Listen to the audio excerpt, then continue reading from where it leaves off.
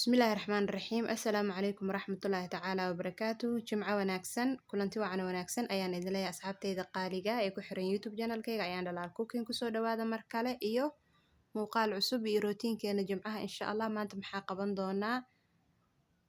Halkan waxaa ku jiro waxaa waaye chicken waaye, marka waa la jarjaraa, waa la xareynaa, xabad xabad is haysata waaye.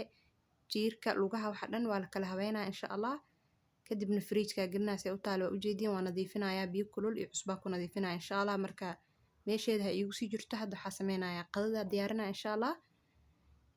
Laba xabo yaanyaa soo jarjaray oo xoogaa roon eh. Intan waxaa waaye chickenka oo rootiga shiidan lagu sameeyo oo yaryariis ee kuuskuus yacni loo sameeyay oo soo haray.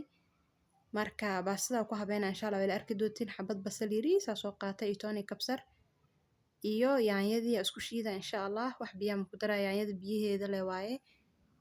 Marka hadda markaan shiido oo si fiican iskaga shiido digsiga kusoo wada shubaya waxa dhan hal mar isku dardaraa insha Allah. Wax la kala shuuteynaaya iyo ma jirto, iyadaa macaan kusoo bixi doonto insha Allah. Wixii degdeg lagu kariyo sometime waxaa waaye macaan ay kusoo baxaan.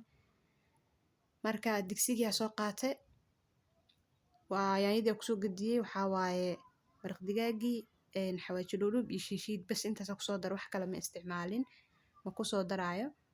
Marka waxaa soo qaatay chicken yariis oo jiire cad jiira soo qaatay oo chickenka hadda aan ka soo jartay iyo kana isku daraa insha Allah maadaama kan xoogaa wax yar ila noqday. Marka waa la isku macbileynaa insha Allah.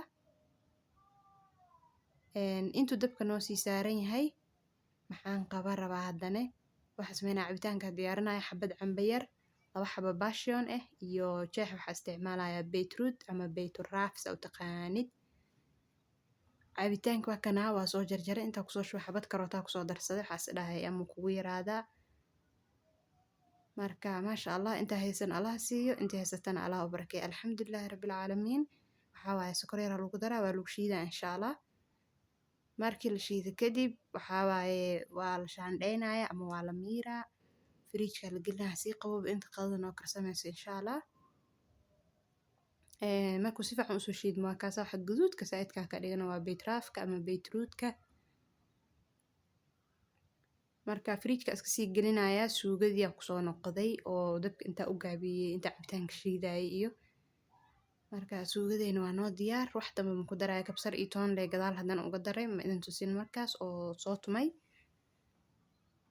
Hadda waxa ku soo gadinayaa chickenkii kuuskuuska ahaa ayaa ku soo gadinaa.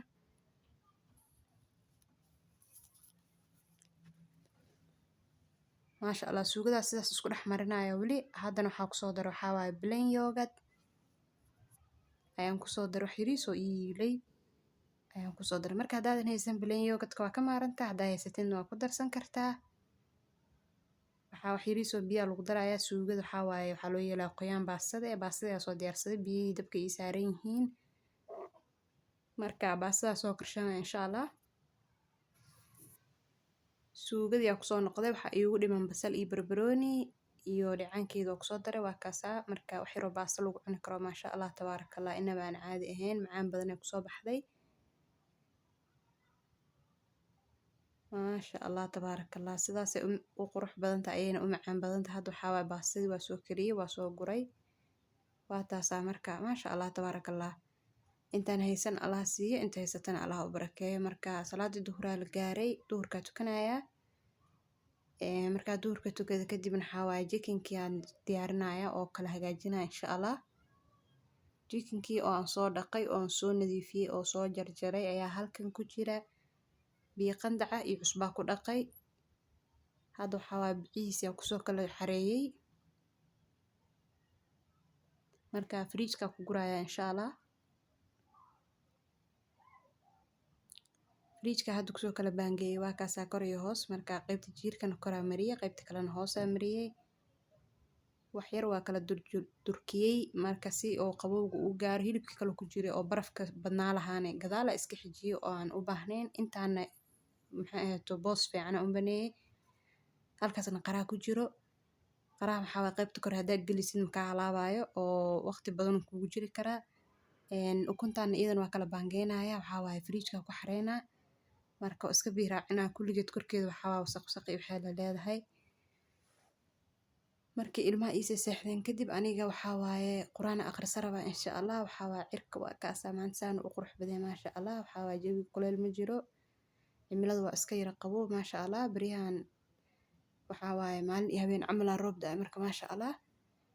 Hadda waxaa waaye salaada casir intaan la gaarin waa 8 saac iyo bar meelahaas waaye marka quraan akhrisanaya insha Allah. soo duceey idinkan anigana waa idiin soo duceynaya qof kastoo muslim ah wax kastoo khayr oo aad jeceshiin Ilaahay ha idin siiyo insha Allah. muuqaalkeenana intaasuu ku egyahay. maalinta jimcaha waxaa waaye faldigeeda iyo barakadeeda ha laga faa'iideysto, dhammaan kuwa ka wada faa'iideysto adduunkan khayrkiisa Allah naga dhigo, Allah na waafajiyo, Ilaahay shartiisana naga xijaabo adduunkan insha Allah. Khayr Allah nagala bixiyo, maalinta aakhirana nooga horeysana khayr Allah nagala kulmiyo idanka rabbi insha Allah tacaala. inta aan ku kulmi doono muuqaalka waxaa idinkaga tegayaa sidaas iyo nabadgelyo. wassalaamu calaykum waraxmatullaahi tacaala wabarakaatuh.